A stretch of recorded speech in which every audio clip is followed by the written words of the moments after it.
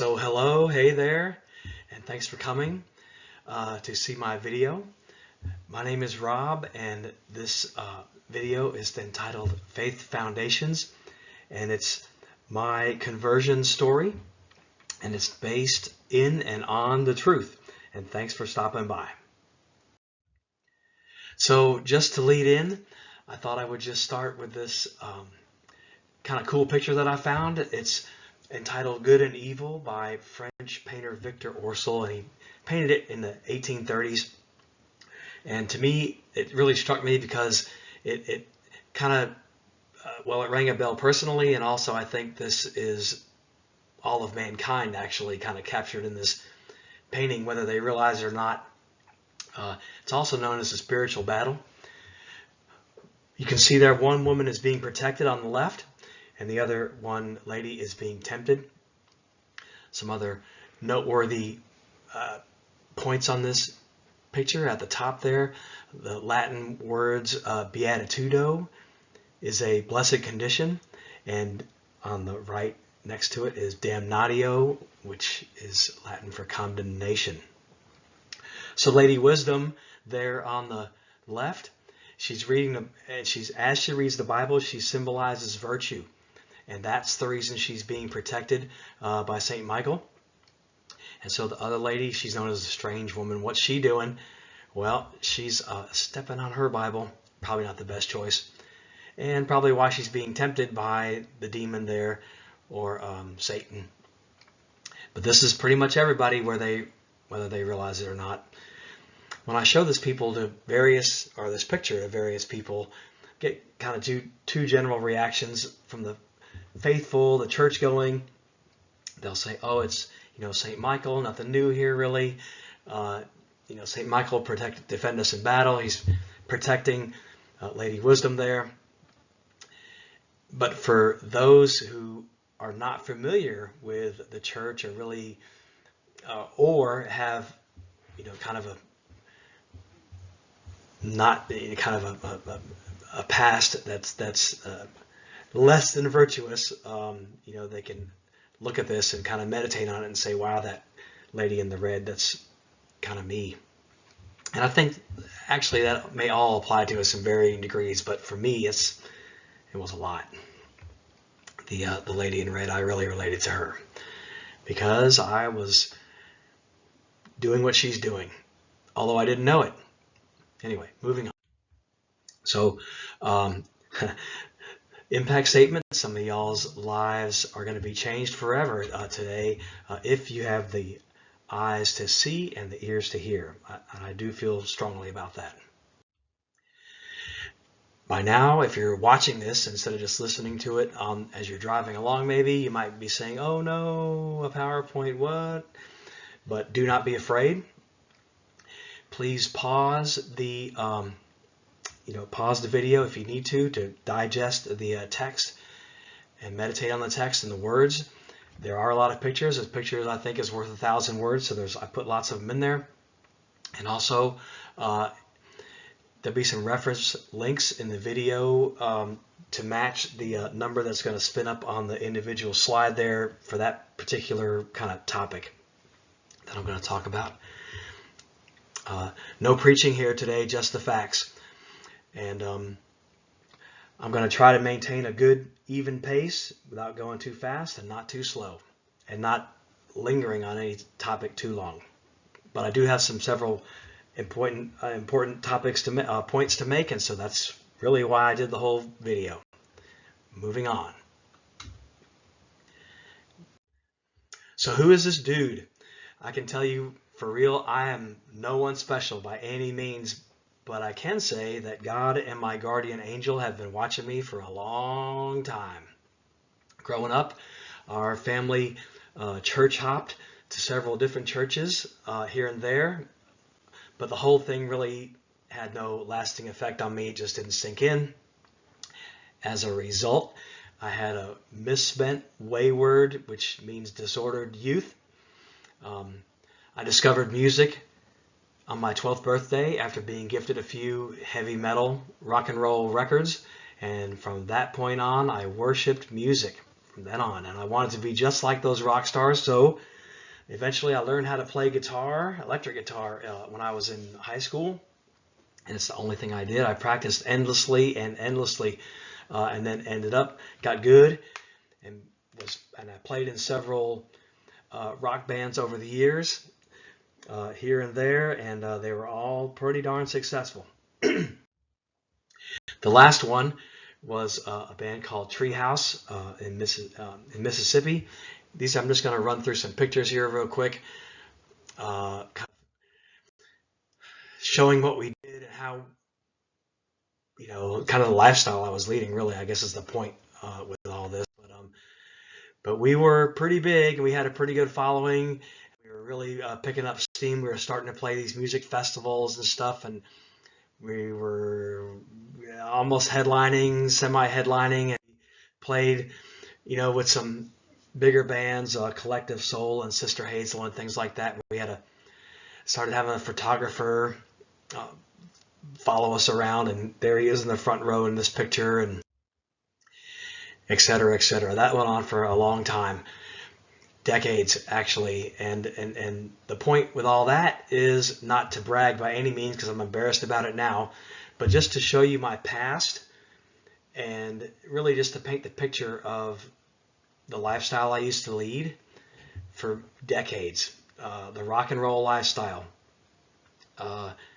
It's the only thing I did. I even only just worked just to make money to support my rock and party lifestyle. I had a giant PA system. I would rent that out to other bands, which is a sound system, the big speakers on either side. I would rent that out to other bands when they would play. Three Doors Down, all friends of mine. We all kind of grew up together. Music and that lifestyle, that rock and roll party lifestyle, is the only thing I did. It's the only thing I lived for. There was nothing else. And you get the point. It was just really super bad. That's all I'm going to say. It's just really bad. Anyway, so my conversion, thankfully, some friends of mine and my wife there, mutual friends, maybe felt pity on me or something. But anyway, they introduced me to my wife on a blind date in '98. And so she is the cradle Catholic who saved my life by saying it's either music or me. Pick one. So long story short, we got married. But that didn't really change anything about my attitude or approach. I was still extremely selfish and worldly. About 16 years later, I was at church one Sunday with my family and children, young children. I was sitting there. My arms were folded as usual. I was skeptical about the whole religion thing. I just didn't care about it, but I was trying to look good for my family and trying to fool everybody in church. I just didn't really care. But anyway, afterwards they announced They announced classes to learn about the Catholic faith were about to start. So at the time I was like, well, it's probably the good thing to do. I guess I'll go check it out or whatever. But I am not becoming Catholic. No way. It wasn't even an option. That thought actually never even entered my head. I just wanted to learn a little bit. I thought it'd be a good idea for me just to learn a little bit more where my wife was coming from. But no way with the Catholic thing. That was not an option at all. Too many strange practices I don't understand, etc. No way. But as you may have figured out by now, since I'm making this video, that God had a different plan for me. And praise Jesus, I came into the Catholic Church on Easter Sunday in 2015. So if you take into consideration everything I've been talking about with my previous lifestyle to what I just said about coming into the church, how exactly did that happen? It really still amazes me if I think about it. What changed inside of me? And so that's really the gist of this whole video. What changed? How did that change happen? So I will tell you that things definitely started off slowly. It was a huge mental adjustment, obviously, based on my selfish, worldly lifestyle for like 4 decades with no thought of church whatsoever during that. But then one thing led to another, little breadcrumbs, and my faith started growing. After the after my coming into the church. And so Catholic churches have a men's organization. Most of them have a called Knights of Columbus. The Knights of Columbus are a men's group they perform various acts of charity, charitable acts towards the church and the community, and just good, solid Christian men doing a lot of things for the church and spreading the love of Jesus, actually. Kind of stayed in the Knights active with the Knights of Columbus for a little while, kind of got more and more involved with it. I became kind of a third degree knight, which just really just means you're just kind of more involved and you're kind of spending more time on it, which was all great. These are just solid guys and just really good to be around. Everybody working together for Jesus. Eventually became the council's faith program director, the lecturer, which kind of gives spiritual reflections. And currently, right now, I'm what's known as the Grand Knight, which means I'm in charge of our entire council.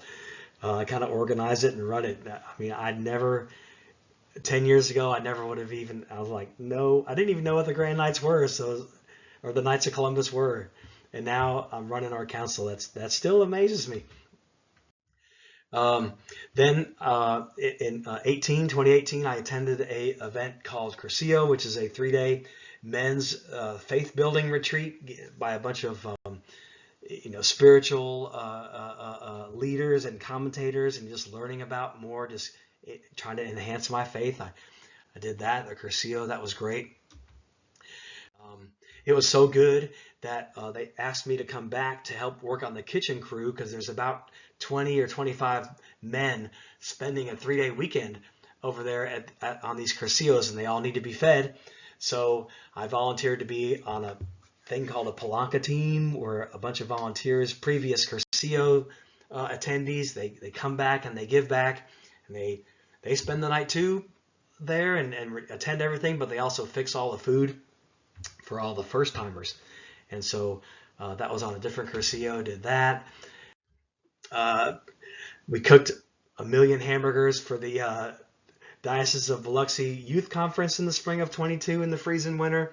We went to the diocese attended a massive consecration, the consecration of Russia and Ukraine to the Immaculate Heart of Mary in 2022. We sat right behind every priest in the diocese, and we have a big diocese, so there was like 40 priests there, and it was an amazing event. We enthroned our home to the Sacred Heart of Jesus in March of 2022.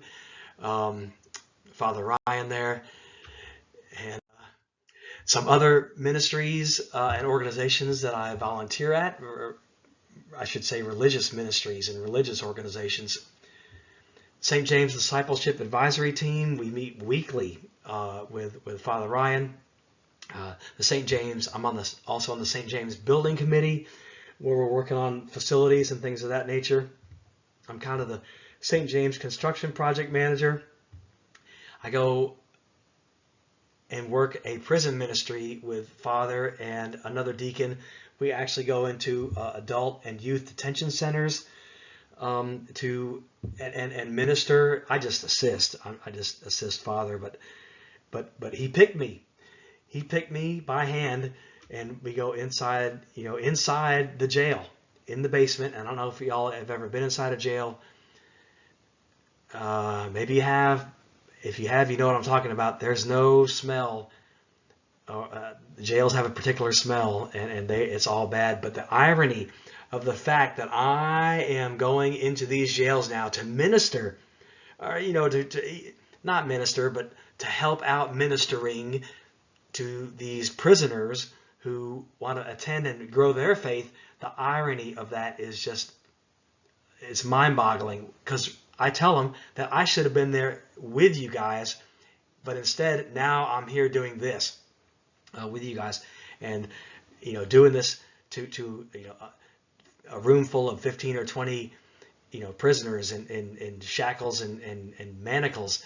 I mean, and they're trying to increase their religious faith. Boy, that's really something there. Anyway, Catholic Charities of South Mississippi, I'm on the board of directors. I'm not just saying all this just to pat myself on the back, but just to really paint the picture of how far I've come from the old to the new. That's the point of this video. So, how did me and my skeptical worldly brain change from 100% of the music lifestyle that I used to live, it was the only thing I did, to kind of, I don't want to say it this way, but you know, boy, a Jesus freak, you don't really want to say that, but there's, how did that happen? It's still, it's baffling to me, and so I've analyzed it, and I want to share that with you now. So we're just going to keep going. So, but first let's dig in. Just got to clarify a couple of thoughts real quick and some definitions for context. So, agnostic and atheist. You may have heard of those terms.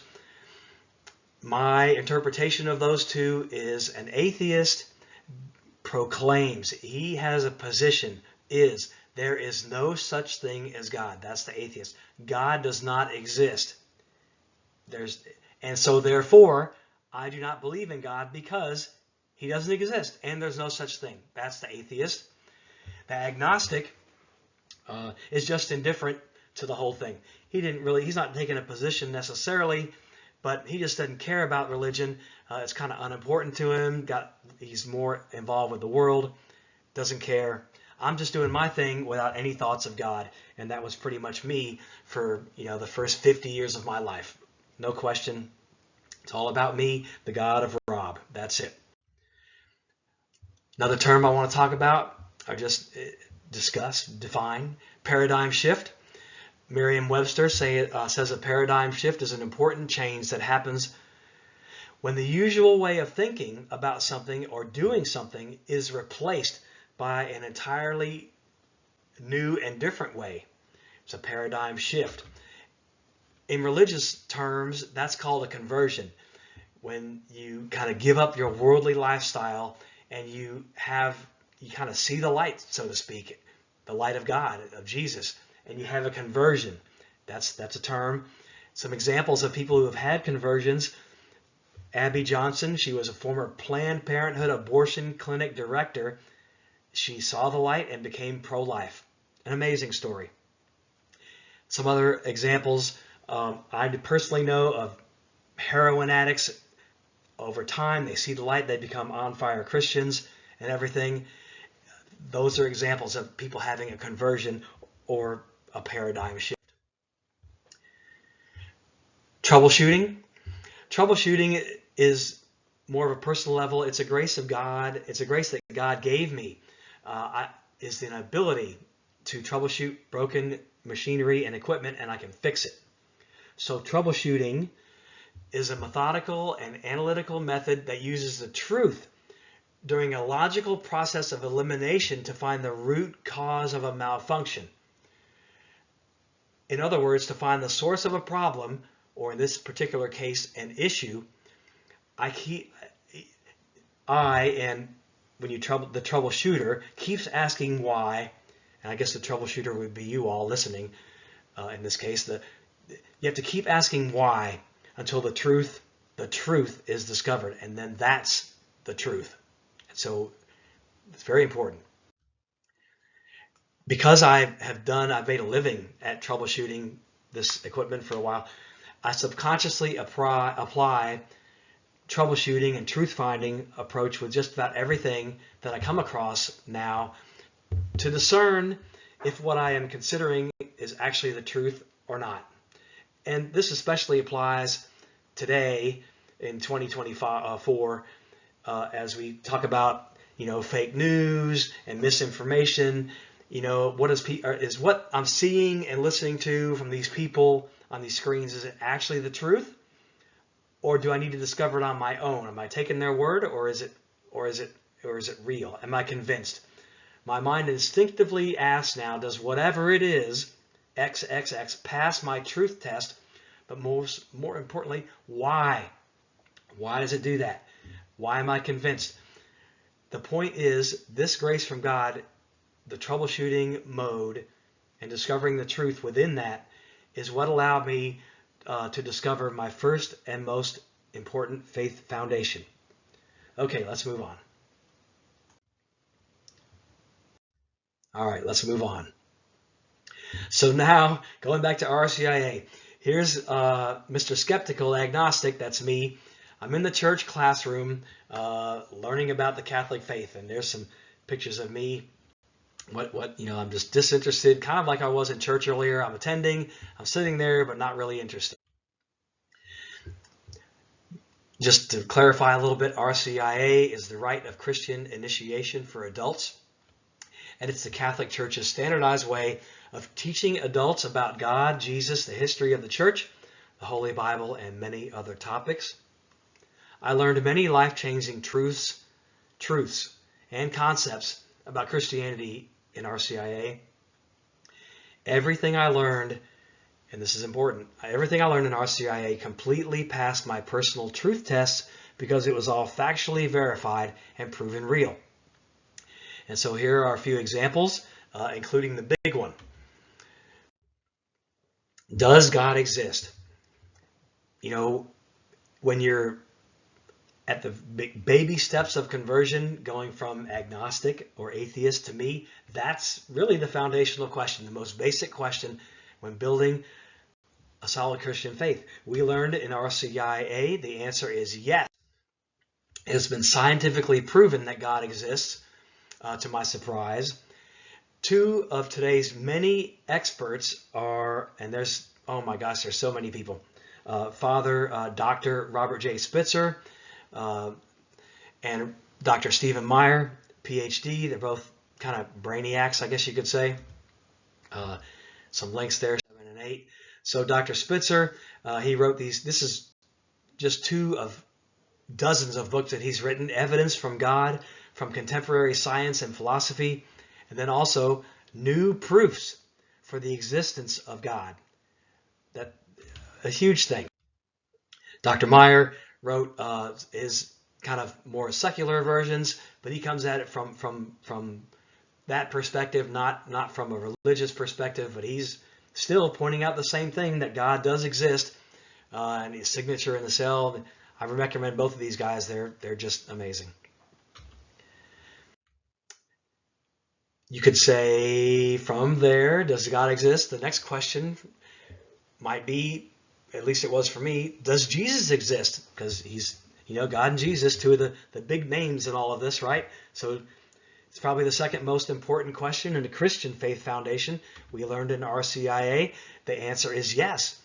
Again, scientifically proven, yes to my surprise. Too many sources to list. I could do another 10 slides of does Jesus exist. One of my favorites is Dr. Brant Petrie. He wrote several books. One of them is The Biblical and Historical Evidence for Christ. Amazing, amazing stuff. So it's been scientifically proven that Jesus walked the planet Earth.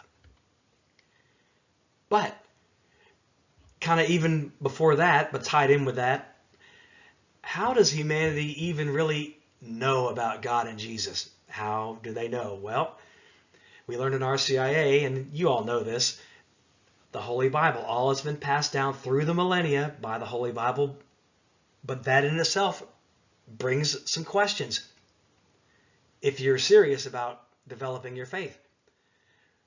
Where did the Bible come from? How did it get here? Who put it together? Very important questions that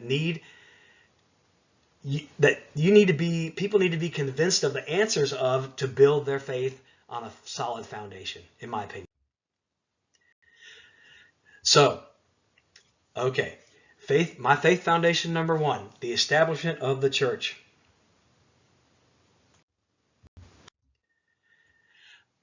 I'm going to do a quick Bible quote here from the New Testament.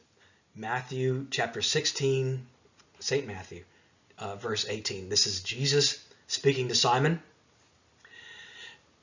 And just so you know, whenever God gives somebody a new mission, an important new mission, he changes their name.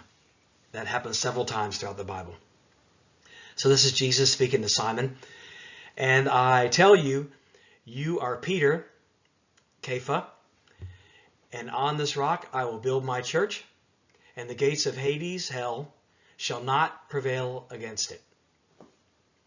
Side note, Kepha, it means rock in Aramaic, the original language of the Bible. And then it was translated to Petros, which means rock in the Greek translation. So 4 points about this paragraph that really stick with me and was part of my foundation. The first one being that church begins with a capital C and not a small c in this verse. What that means is the church that he's talking about here is the one true original church.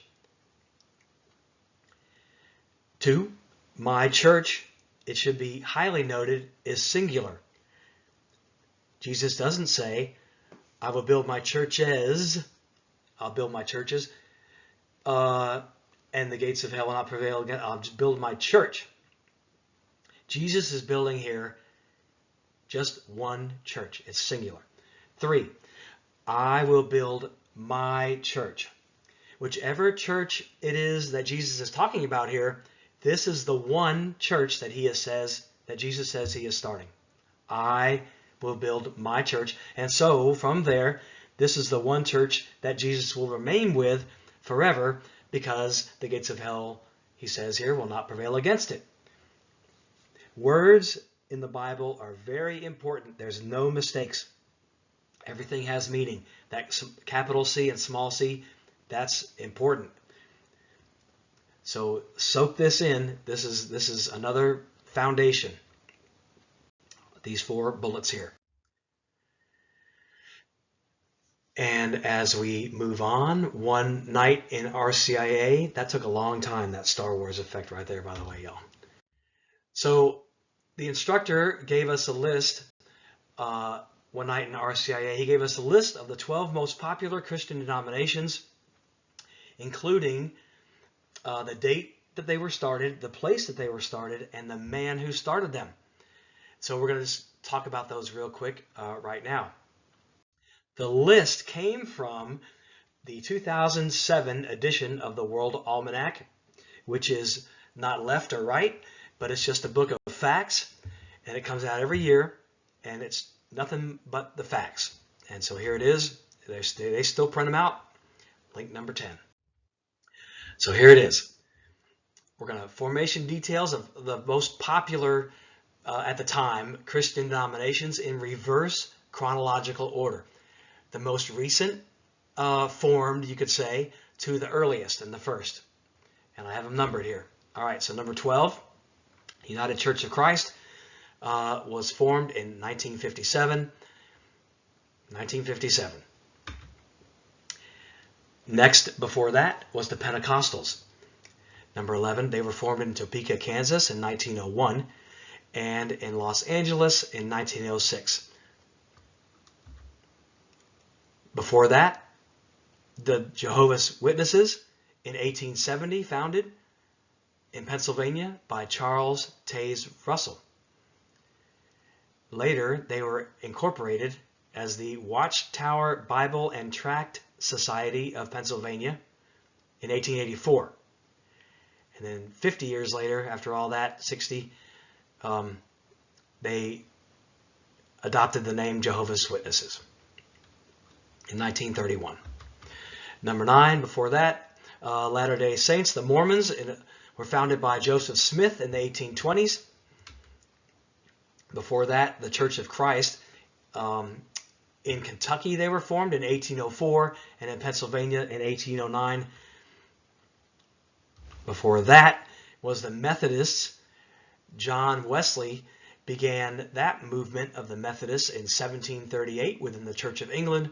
The first U.S. denomination was formed in Baltimore approximately 1784, about 50 years later. Before that, it was the Baptists. John was formed by John Smythe in England in around 1609, and in the United States by a man named Roger Williams in 1638 in Providence, Rhode Island. Before that, it was the Presbyterians, founded by a man named John Knox in Scotland around 1560. So really it was only about 500 years ago for everything up until now, including the Presbyterians. The Episcopalians, King Henry VIII, separated the Catholic Church from Rome in around 1534 for political reasons. He wanted to be the Pope. The Protestant Episcopal Church was founded in the United States about 250 years later in 1789. Before that, it was the Lutherans. Martin Luther, who was a Catholic priest in Wittenberg, Germany, he founded the Lutherans. He broke off from the Catholic Church in around 1517. We're going to talk about him later. Before that, the Orthodox Church broke off from Rome in about the year 1000. And then we're on number 2. So what does that leave? That only leaves one.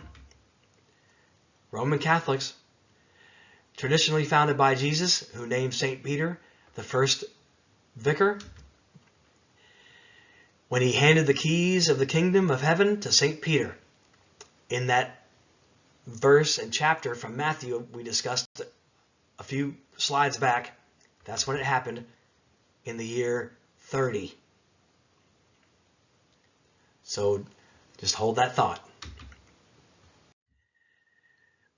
That's pretty amazing. To put it in a picture, I got a timeline going on here. You see on the far left is a 0. That's basically Jesus' time. And then it goes all the way up to 2022, even though I'm recording this in 24.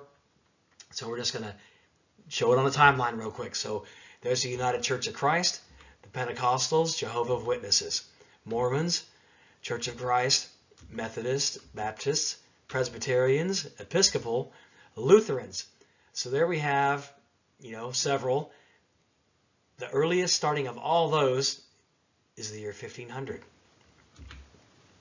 The one before that is the Orthodox churches around the year 1000.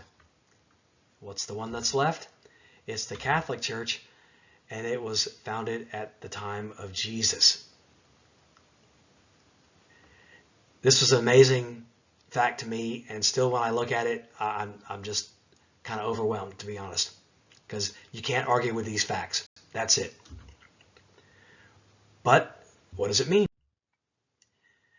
For me, in my opinion, what it means is if no other Christian denomination existed before the 1500s, then the Catholic Church is the church that Jesus was talking about in Matthew,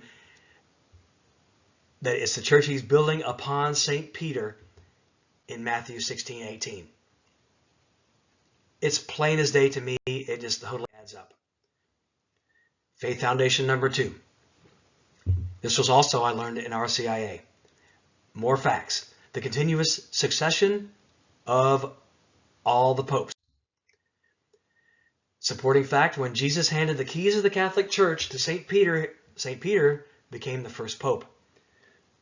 Pope equals Papa, and it equals the father or the head of the church.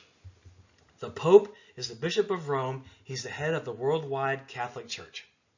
And that's Pope St. John Paul II. Here is a list. And from St. Peter, Simon Peter, the Rock, through Pope Benedict XVI, a list of the consecutive unbroken order of the popes, all the popes of the Catholic Church. If you look there at the bottom, there's 265. This is right out of a Catholic Bible. It gives their dates that they were the Pope, their names and the dates of the times that they were the head of the Catholic Church.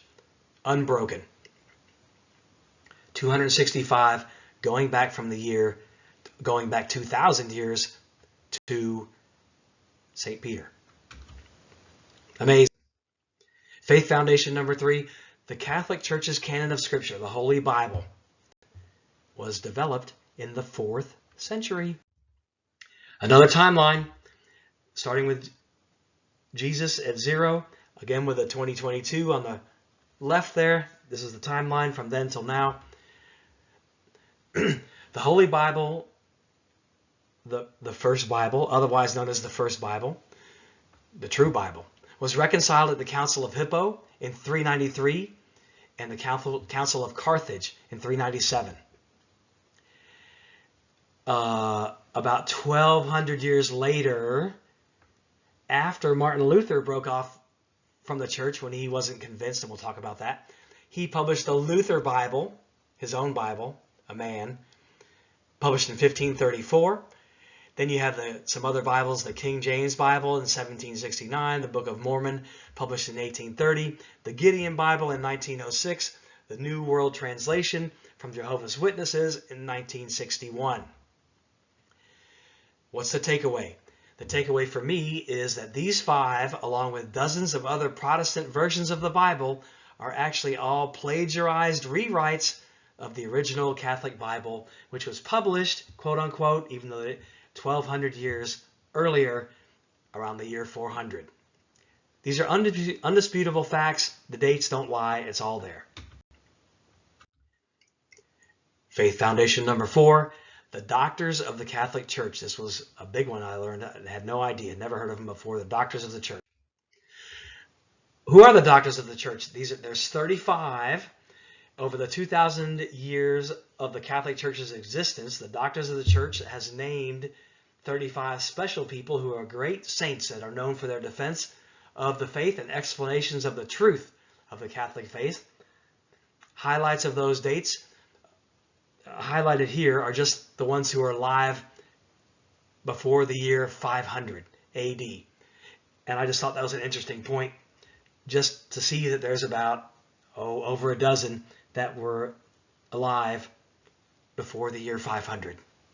But there's all their dates and everything that they served, that they were alive. Actually, that was what their time periods they were alive.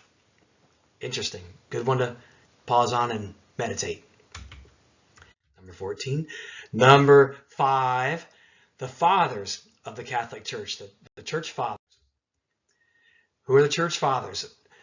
There's 153 Church Fathers right now. They're so called by the Catholic Church because of their leadership in the early church, where they defended and they expounded and they developed Christian doctrine. There's 153. You'll see their birth dates there, their name, birthday, and death. The earliest one died in 97, the year 97. The last one, St. Andrew of Crete, in the year 740 AD.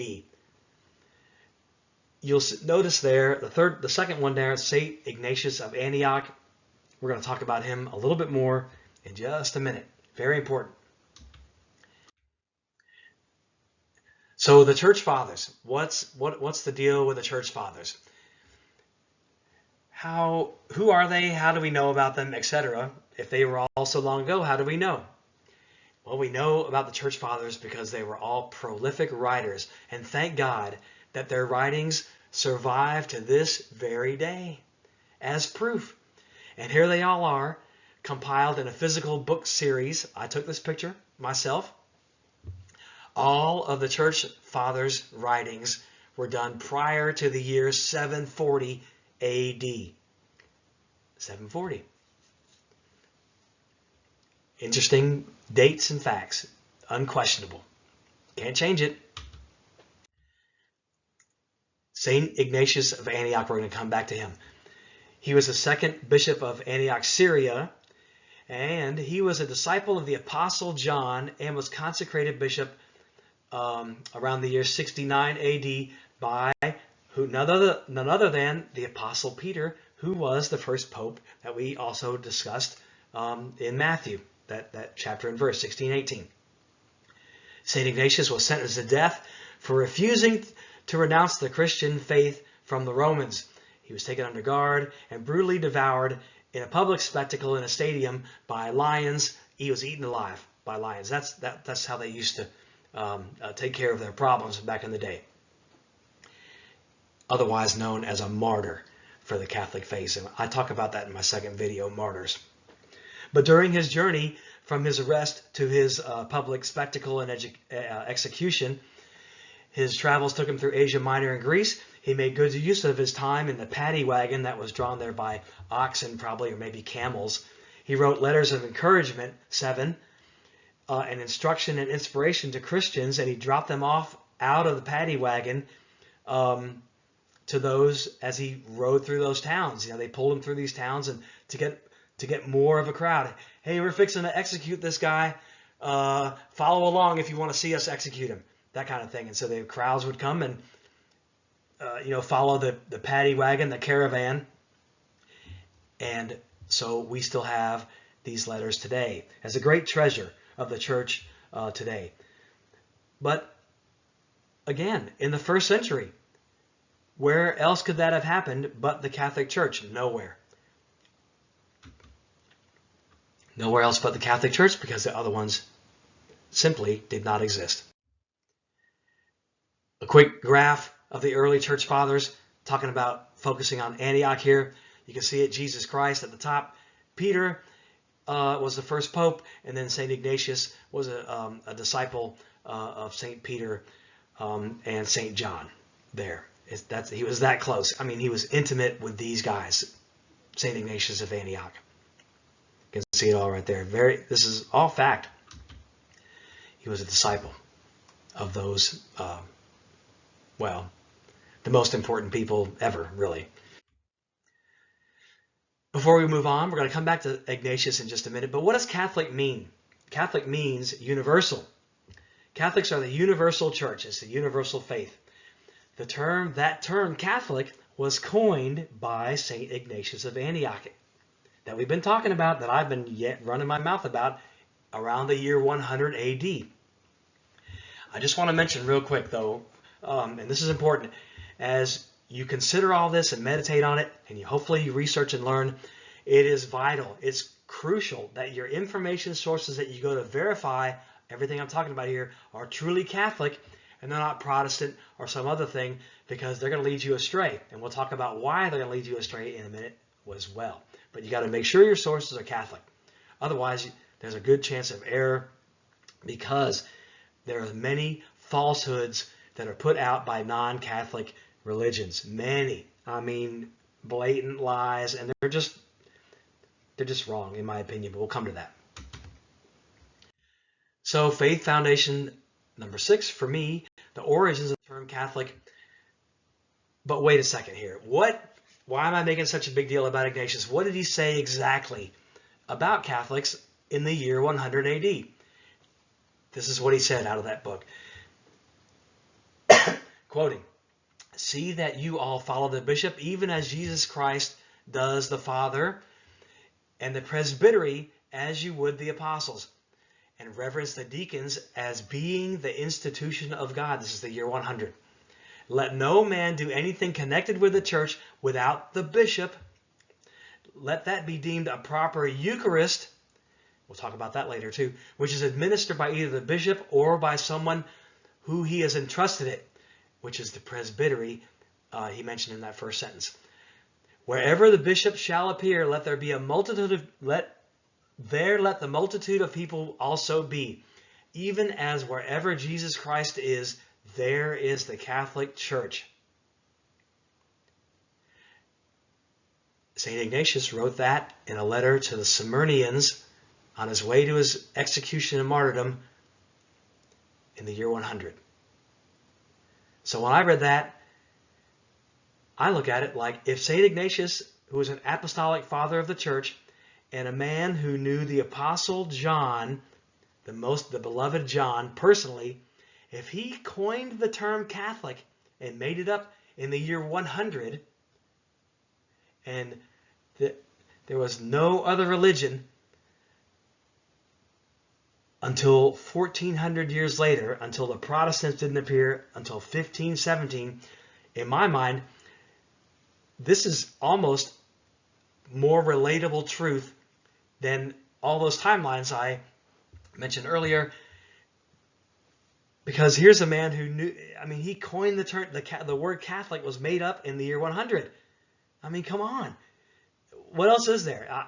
So That's just more proof to me the Catholic Church is the true church. So another way to look at it for skeptics, like I used to be, a different example, a parallel example. Americans.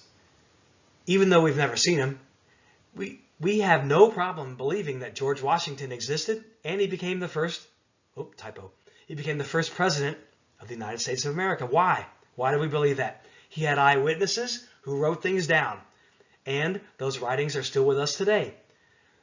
It's the same concept here with Jesus, the Holy Bible, and everything associated with Christianity. The Gospels, the four Gospels, Matthew, Mark, Luke, and John, are all divinely inspired personal testimonies. We forget that. They're written by actual eyewitnesses, as are all of St. Paul's letters. Just a different way to look at it. George Washington, the Bible. We have no problem with George Washington, but we don't want to believe that Jesus exists. It's just human nature, called concupiscence. We want to believe. We don't want to believe. I've rattled on for a long time. Here's my summary to this point. It's what convinced me to convert from agnostic to Catholic. God has been scientifically proven to exist and to be real. Jesus the Christ has scientifically been proven to have existed in human form. He took on flesh. God of the universe, who cannot be contained, took on human form and flesh, walked on planet Earth, and was resurrected and ascended into heaven. For me, becoming convinced of all that led to what convinced me, skeptical me, that the Catholic Church is the church. The denomination start dates. Catholic started in the year 32 when he handed the keys of heaven to Simon Peter and changed his name at the same time. All the other ones didn't come along until 1,500 years later.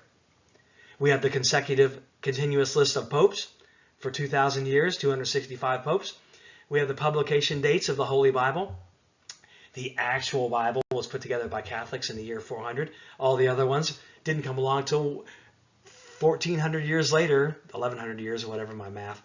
We have the Church Fathers, who all existed from the 1st to the 8th century. And then the Doctors of the Church, who were all from the 1st to the 9th. I'm not sure that's right, the 19th century. That's not right. That's when they were recognized as the Doctors of the Church, but I think they actually died, we decided, before the all year 750. And the last but not least, and this is arguably for me just as convincing, if not more than all the others, is St. Ignatius of Antioch coining the term Catholic in the year 100. Amazing. So that's the paradigm shift. For me, otherwise known as Mr. Skeptical, there's just no denying, after contemplating all that, there's no denying or disputing that all these facts about the Catholic Church. Who knew? Prior to my conversion and researching the actual factual history of the Bible, the start dates of all those denominations, it never occurred to me to do that because I was agnostic and just didn't care. I guess, sidebarring with that, I just assumed they'd always just been there, but didn't care anyway. And somehow they were all kind of the same, legit in some sort of way. They had good intentions and all basically the same. Therefore, when I dabbled prior to my conversion, all I had to do was pick the church that felt good, and I was good to go. However, my personal conclusion, after seeing and processing all this evidence, this factual evidence, I concluded, if I was going to be a true Christian, the only logical choice for me was to follow the same faith, the original faith as the 12 apostles, the church fathers, the doctors of the church, etc. And conversely, the thought of following something else that's edited or modified or tweaked or plagiarized by outsiders for various reasons that we're going to talk about 1,500 years after the fact was just not an option for me. So at the end, being Catholic for me is a matter of integrity, and I'm so glad that I discovered the truth of the Catholic Church. However, my brain is still skeptical and analytical until that miraculous day that I discovered, well, not really a day, it's a period, that I discovered all these undeniable facts. I was still totally skeptical, and I fight it to this day, honestly. These revelations caused a paradigm shift, a permanent one, that completely reversed everything I ever thought or imagined about Christianity and religion in general. It's all in order now, and it's all in its proper place in my brain. Because it's all completely logical to me, it's all factually based, it all fits together. It's the truth. I've troubleshot this problem, this issue, this topic. And going forward from there, everything else related to the Catholic Church is likewise completely logical.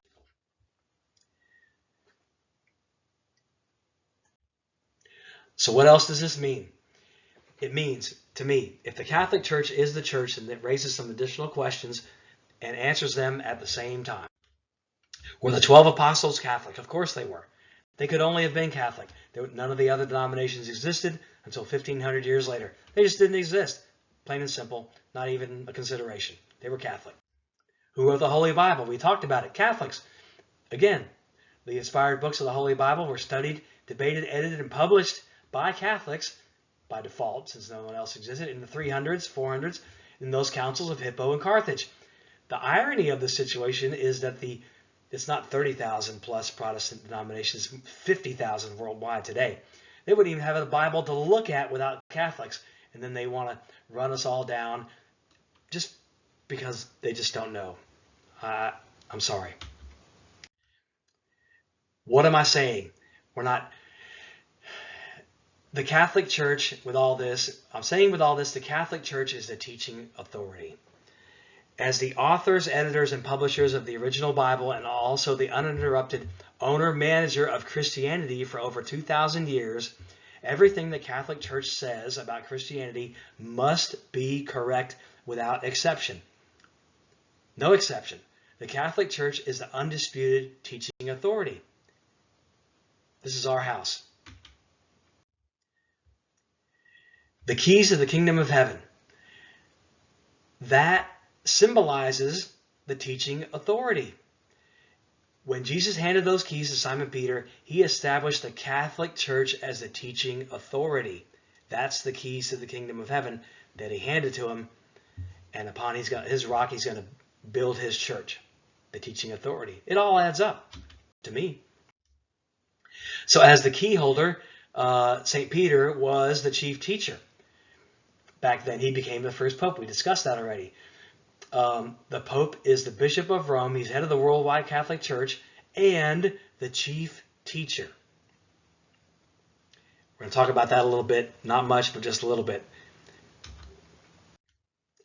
These are my faith foundations. I have to say right now, I have no offense intended, and no Catholic who gets into a discussion with a Protestant or an agnostic, there's no offense intended at all. We're just trying to explain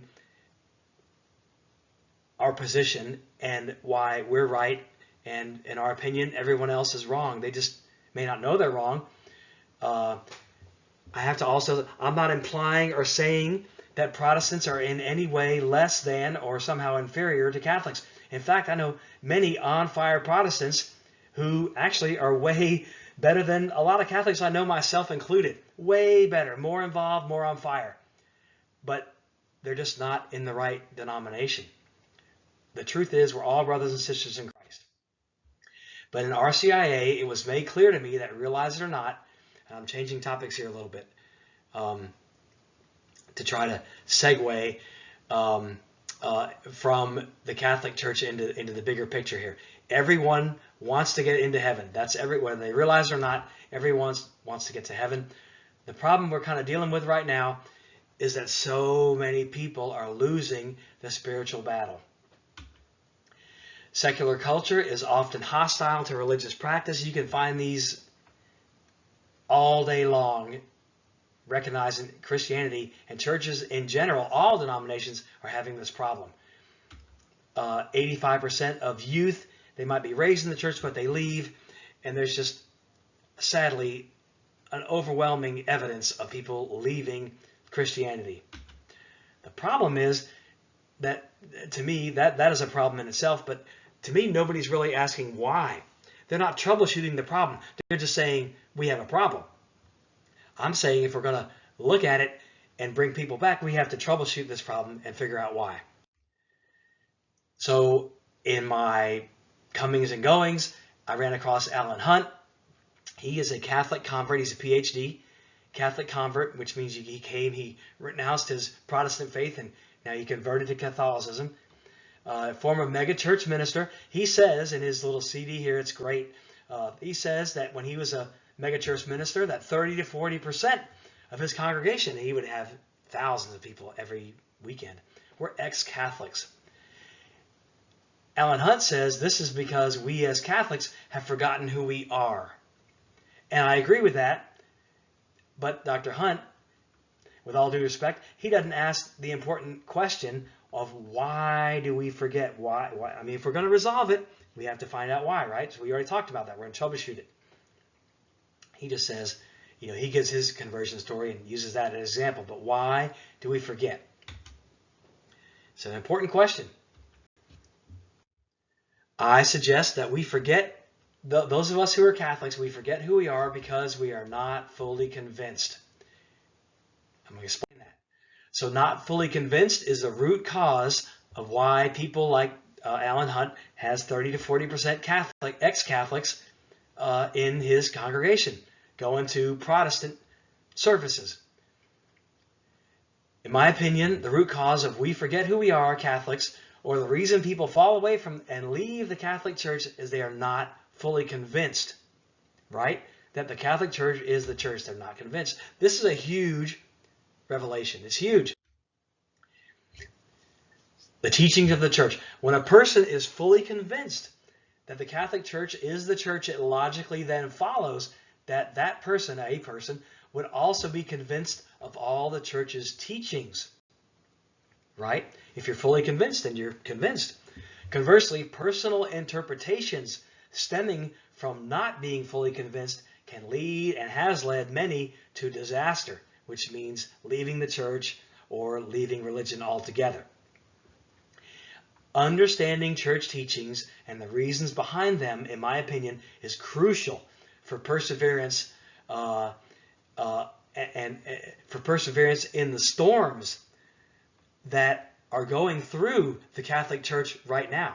And if anybody, it doesn't take a big search to realize that the church, even though it was established by Jesus, it's made up of fallen human beings, and over the millennia and centuries, and even today, it's going through its share of trials and issues. But no question, this is also the Church of God, established by God, because mankind, it still exists, and mankind hasn't killed it off yet. So that's just another pillar that convinces me that the church is the church. So converts, like myself, Dr. Hunt, and millions of others, converts become convinced. Conversion stories from former skeptics like me or converts are my favorites. They're awesome.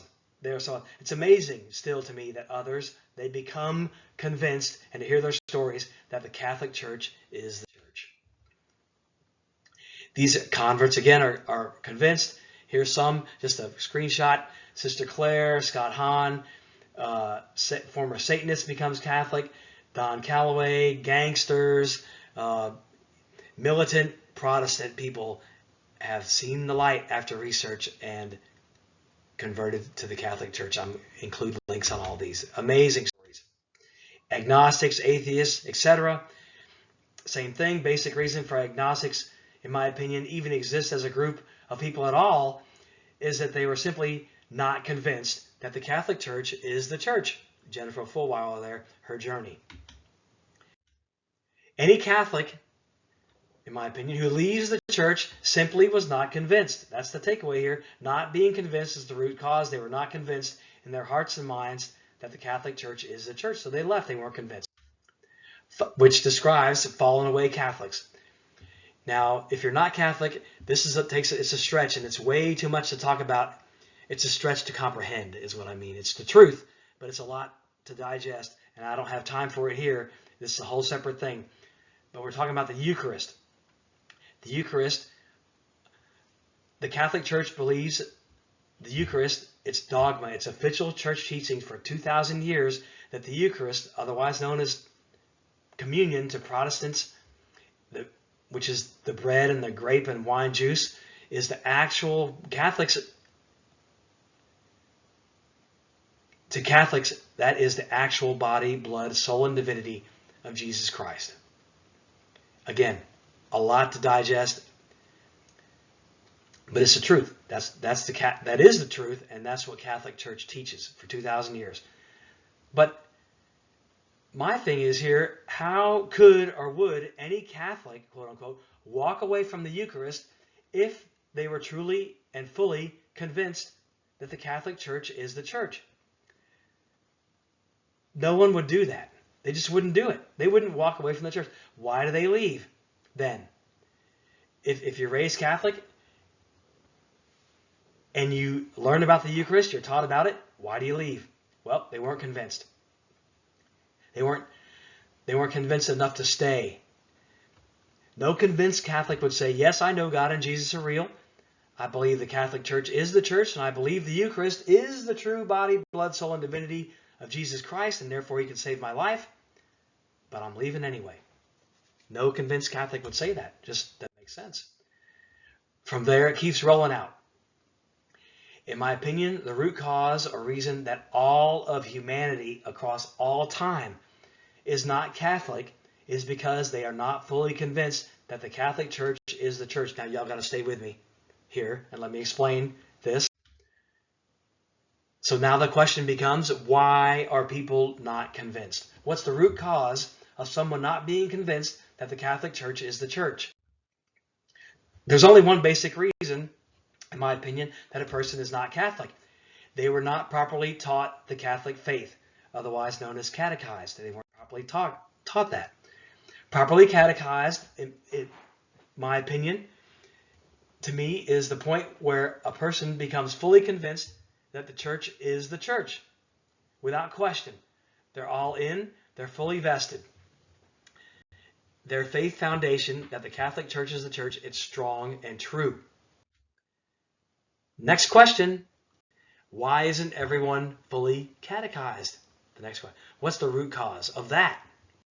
Well, those reasons are as many as the stars, obviously, including not being raised in the Catholic Church or any church for that matter, like my case, or not asking questions or topics are not fully understood, simply not caring about it, any of it, not interested.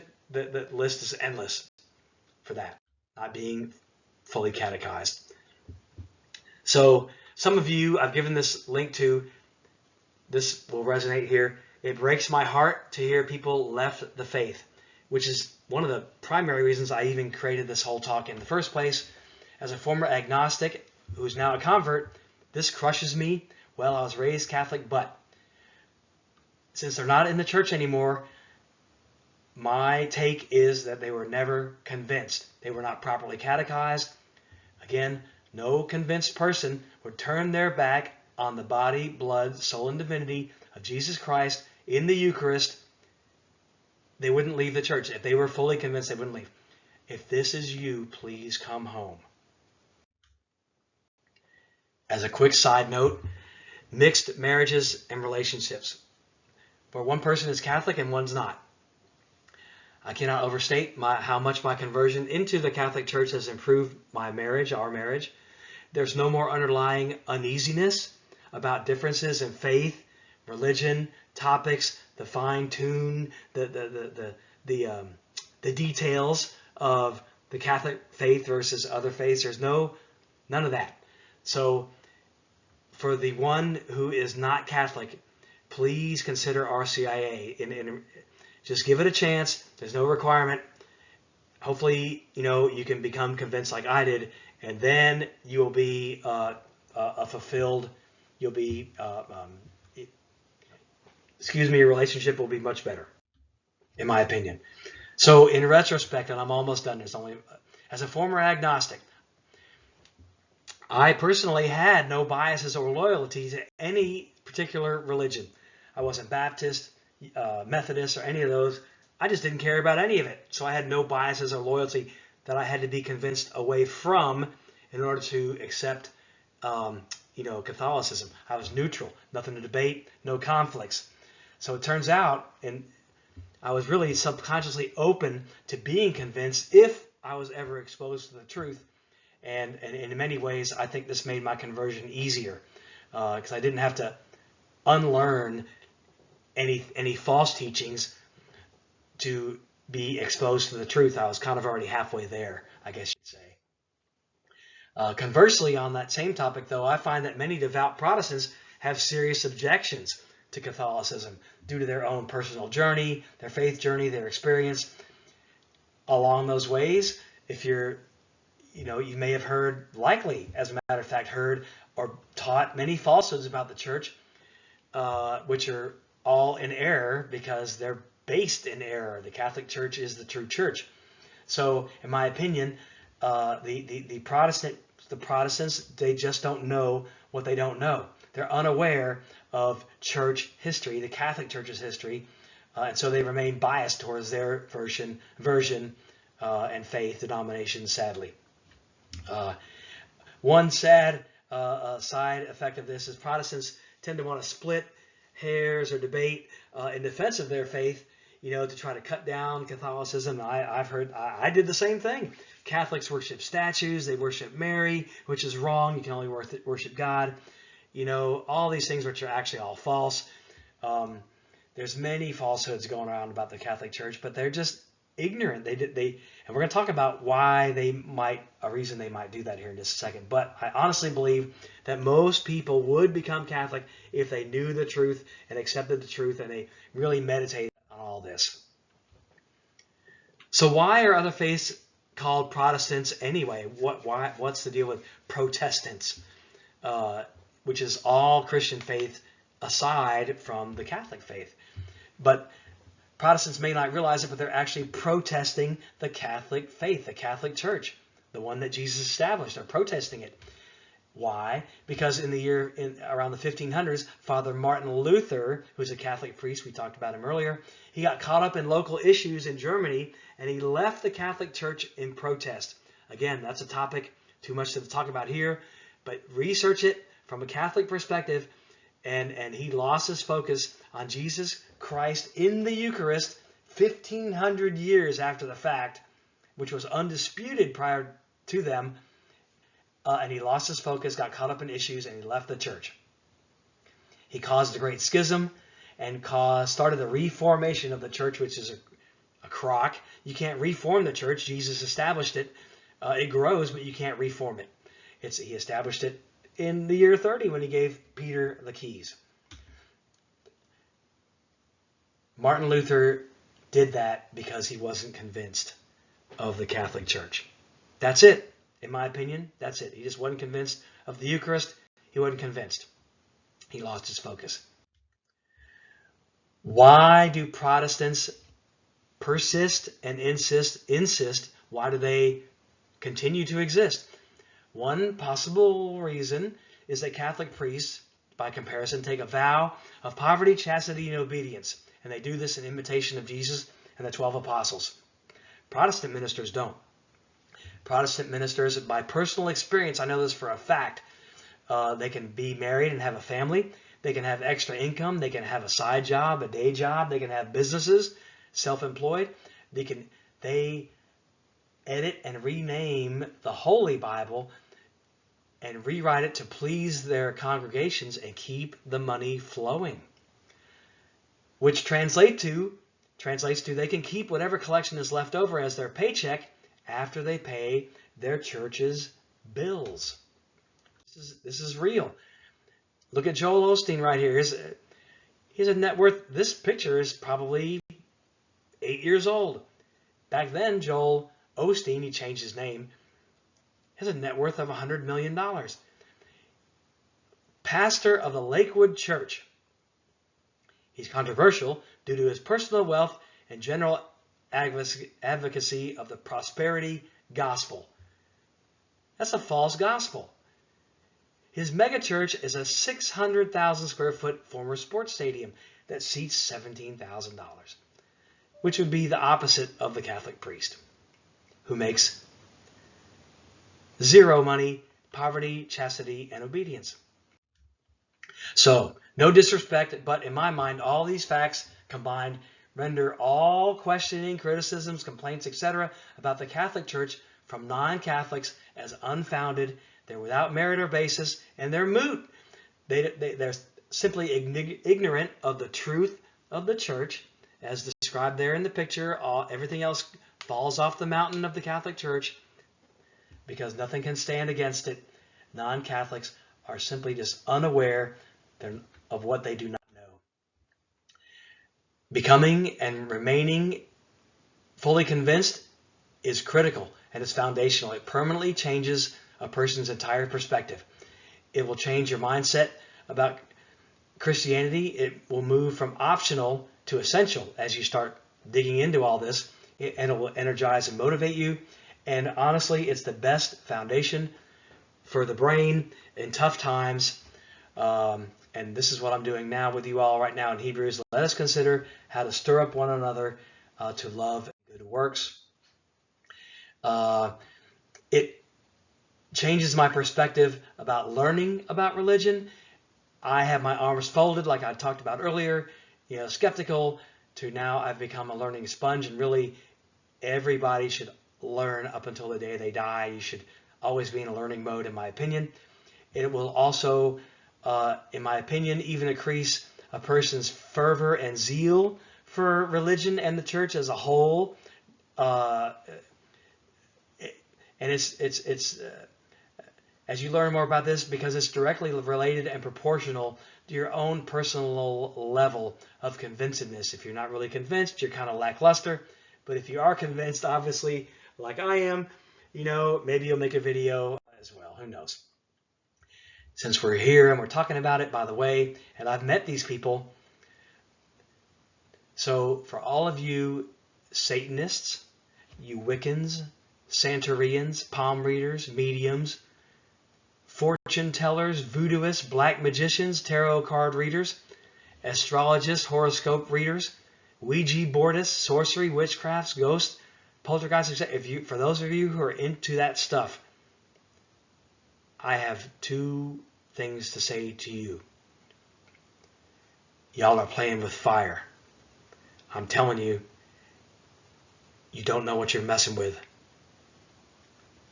Sorcerers, all that stuff, sorcery, you don't know what you're messing with. And y'all are on the losing team. Just saying. God created everything. It's not like the devil or Satan even has a chance. God created the angel Lucifer who fell, right? He created all that. Lucifer took his own way. Fell and decided he was non-servium, not going to serve. But God created him, so it's not like it's an equal match or anything. You're on the losing team if you're fooling with that stuff. Come over and join the winning team. What's in it for me? For you, actually. Personally, right now. Because we don't know when we're going to die. The afterlife and your eternal destiny. That's what we're talking about here, really. Many people, skeptics and agnostics like me, prior to, I'm not convinced about any of this, so it doesn't exist. So I'm not worried about it. Don't care. The fact is, everyone, at some point, sooner or later, can hit the four last things. We're going to encounter our own personal hour of death, which is the last hour of our life. Have we thought about that? What happens is our final judgment, and then our destiny will be determined. Come again in glory to judge the living and the dead. Are we going to heaven? Are we going to hell? Where are we going? The afterlife, our eternal destiny. People will mock or make fun of death. I'm still here. I'm still breathing. I'm on the right side of the dirt. Bon Scott said that he's on the highway to hell. I used to rock out to that song. He's probably there now. They'll make fun of death. It's not funny. There's a default, which is assumption, which is obviously incorrect, that our nanosecond of time here on Earth, which is a heartbeat, is somehow better than eternity in heaven. They just don't acknowledge it. So how can that be? That's not possible. Heaven, my definition, nobody can really define it, but everything is perfect with complete and total love, joy, and happiness in the presence of God, all the saints, etc. Forever. That's heaven. No worries, all joy. There's only a problem, though.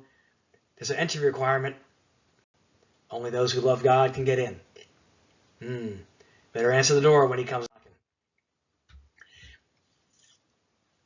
So my acquaintances in heaven as kind of a reality check. There's 105 people that I've looked in the eye and had a conversation with as of May of 2024 that are now no longer here. These are people I've talked to. You all have people who have passed. What happens to a person's personality after the physical body dies? That's a question I had. Does a person really have a soul? Father Spitzer, we talked about him earlier. He writes about near-death experiences. To me, this is a huge proof of a soul's existence, which is another fact that makes all this kind of important. Peer-reviewed near-death experiences. He's a PhD, a brainiac, Father Spitzer. He's analyzed and done these things. They're peer-reviewed, which means they happen in a controlled environment. Here's a quote from one of them.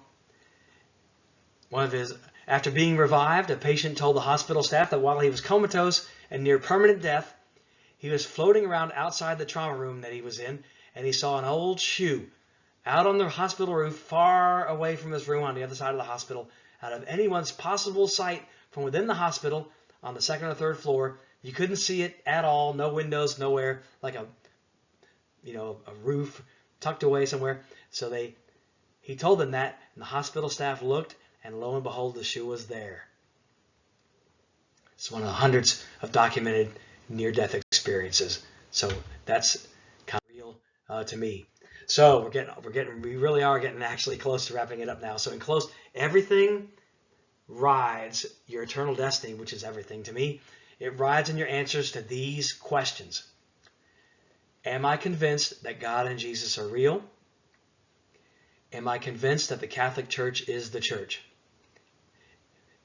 I'm not going to go into it here, but they say, many in the church, it's an unpopular saying, but there's no salvation outside the Catholic Church. And I personally believe that. Don't want to talk about it here, but there is that.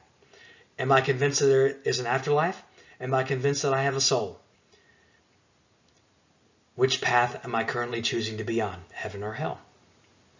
Everything rides on your answers to these questions. So my position, the Catholic Church is the treasure chest of Christian truth. Prior to my conversion, out of all the denominations I could have picked from, the Catholics would not have even made the list of possible options for me to go to church. Too weird, too old-fashioned, too hardcore. And there was much more modern and fun churches on the next street over. They're having a good old time. They got lights, they got fog. They have festivities, festivals. Man, they're having fun. The Catholic Church is a bunch of old fuddy-duddies. I'm not doing it. At the end of the day, though, it turned out that my analytical brain needed to encounter the truth of the Catholic Church's direct lineage to God, Jesus, and everything else I've been talking about to become convinced in exactly the way and sequence that I encountered it. And once that happened, like a switch, everything made sense, and my whole outlook, worldview, and perspective changed, and I guess you could now say that I'm all in. Following that, Christians, followers of Jesus, are tasked by him to share and spread the good news of the Gospels, etc., with the goal of helping everyone get to heaven. That's all Christians' task. We're tasked to do that. If you are unaware of all of this, as I was, I hope to bring you awareness. And please realize this too. I'm not trying to sell you anything here. I have nothing to gain from your decisions either way. You do what you want. I don't have a dog in this hunt. I'm just presenting the things, as I found it, what caused me to see the light and change my life. I'm just planting seeds here, sharing the seeds of faith with you as they were shared with me. I had no idea about anything I've talked about in this video, but now that I know about it, I'm obligated, I'm obliged to share it. Not only am I obliged to share it, but I want to.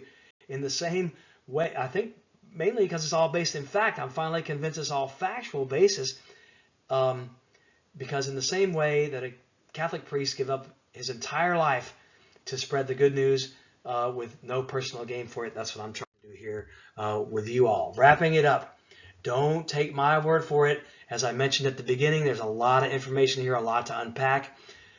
Please, I strongly encourage you to explore all the numbered links to the sources. Listen to the conversion stories. Very important, those conversion stories. But you have to remember, at the end of the day, this is your life we're talking about, not mine, not anybody else's, your life. I want to meet you in heaven one day. I really do. And hear you tell me how these revelations changed your life as well. So the final point in the takeaway is to explain exactly what caused me to become convinced that the Catholic Church is the church, so that you will also become convinced, so that you can then trust and believe in all the church's teachings, but especially and above all that the Eucharist upon consecration is the actual body, blood, soul, and divinity of Jesus Christ for real, without which one cannot enter the kingdom of heaven, which it says in John 6, verses 48 through 71. That's some also. There's so much motivation. Check that one out. That's some motivation. So this is the end of part 1. Thank you so much for sticking with me. Part 2, it's another video, separate video. I talk about the wonders of the Catholic faith, the enemies of the church. We have to know our enemies. I included there an actual miracle caught on video and many easy ways to increase your faith. God bless you. Thank you. And best wishes. I'm praying for you. I want to meet you in heaven. Thank you so much.